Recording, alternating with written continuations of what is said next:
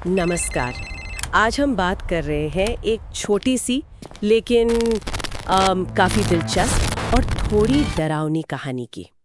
नाम है भूला हुआ फ़ोन। हमारे पास इसके कुछ हिस्से हैं जिनसे ये पूरी कहानी बनती है। तो ये कहानी है रोहन नाम के एक लड़के के बारे में। वो देर रात घर लौट रहा है और उसे अपने ही फ़ोन पर बड़े अजीब से चेतावनी जैसे मैसेज मिलते हैं। पहला मैसेज क्या था? घर मत जाना। बाप रे। हाँ, और उसके ठीक बाद एक और मैसेज, वो लोग पहले ही अंदर हैं। उफ, सोचकर ही अजीब लगता है। बिल्कुल, कोई भी डर जाएगा। तो रोहन जाहिर है डरते डरते घर पहुंचता है, देखता है सब कुछ एकदम नॉर्मल है, शांत है। लेकिन तभी ट्विस्ट आता है। उसे रसोई से अपनी ही आवाज सुनाई देती है। तो चलिए आज इसी कहानी को थोड़ा खोलते हैं, समझते हैं कि ये माजरा क्या है। हाँ, और देखिए यहीं से ये कहानी एकदम पकड़ लेती है। कैसे रोजमर्रा की एक चीज मतलब हमारा फोन उसको डर पैदा करने का एक जरिया बनाया गया। ये आज के जमाने से सीधे जुड़ता है। और फिर अपनी ही आवाज सुनना, ये सिर्फ बाहरी खतरा नहीं है, ये सीधा आपके दिमाग पर असर करता है, एक मनोवैज्ञानिक तनाव पैदा करता है। हाँ, वो तनाव तो महसूस होता है पढ़ते हुए भी। तो इसी घबराहट में रोहन हिम्मत करके रसोई में झांकता है और वहां कोई नहीं होता, रसोई एकदम खाली। तभी फोन फिर बजता है। इस बार मैसेज है, आईना देखो, वहीं सुराग है। अच्छा, आईना। हाँ, वो बाथरूम जाता है और वहां आईने पर भाप से लिखा हुआ है, तुम कल रात मर चुके हो। अरे बाप रे, ये तो। हाँ, और इससे पहले कि वो ये सब समझ पाए, उसका फोन अपने आप उसी का नंबर डायल करने लगता है।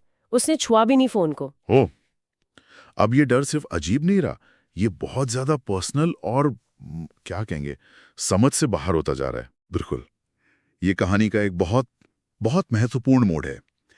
देखिए, डर पहले बाहरी था, कोई घर में घुस आया है शायद। बिल्कुल। लेकिन अब वो डर बदल गया है। अब ये सीधा उसके अस्तित्व पर सवाल उठा रहा है। मतलब, मैं कौन हूं? क्या मैं सच में यहां हूं? हाँ, सही कह रहे हैं। आईने पर वो लिखावट, फोन का यूं अपने आप काम करना, ये सब हमारी जानी पहचानी दुनिया के नियम तोड़ रहा है। ये साफ इशारा है कि जो हो रहा है वो कुछ ज्यादा गहरा है, रोहन की समझ से परे।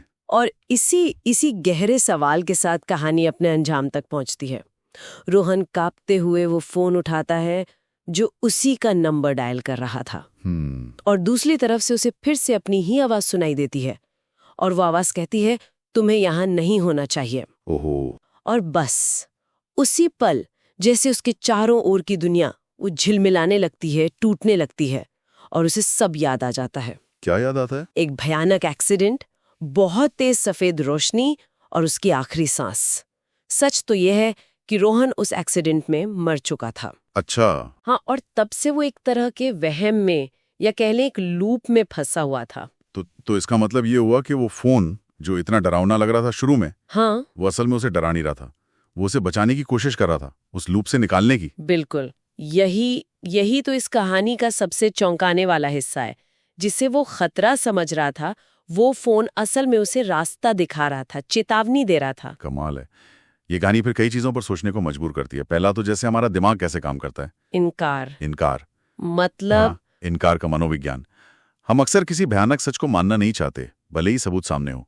रोहन का डर, वो असल में उस चेतावनी को खतरे की तरह देख रहा था। और दूसरा, तकनीक का रोल।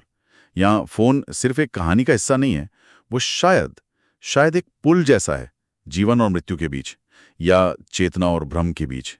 ये कहानी कहीं ना कहीं मृत्यु के बाद चेतना रहती है या नहीं, या ऐसे मानसिक लूप्स कैसे होते हैं, इन सवालों को छेड़ती है। तो इस छोटी सी कहानी भूला हुआ फोन में हमने देखा कैसे रहस्यमयी मैसेज से शुरू होकर आईने पर लिखे सच से गुजरते हुए कहानी एक ऐसे खुलासे पर पहुंची जहां हीरो असल में जिंदा ही नहीं है। हाँ। और जो चीज सबसे डरावनी लग रही थी, वही फोन उसका बचाव कर रहा था। सच में कम शब्दों में बहुत गहरा असर है। बिल्कुल। कहानी हमारे आम डर उठाती है, अनजान नंबर से फोन आना, मैसेज आना, ये सब हम जानते हैं। हाँ। लेकिन फिर उसे एक अलौकिक, एक अस्तित्व से जुड़ा मोड़ दे देती है।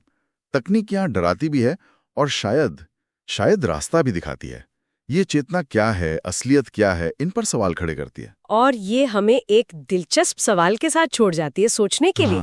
क्या कभी कभी हमारे साथ भी ऐसा होता है, जैसे फोन में कोई छोटी सी गड़बड़ हो जाए या कोई अजीब सा इत्तेफाक हो, हाँ बिल्कुल, क्या पता वो भी किसी दूसरी दुनिया से या किसी और अवस्था से एक हल्का सा सिग्नल हो, या भविष्य में कहानीकार तकनीक, चेतना और मृत्यु के बाद जीवन, इन सबको कैसे जोड़ेंगे। ये सोचने वाली बात है। बिल्कुल।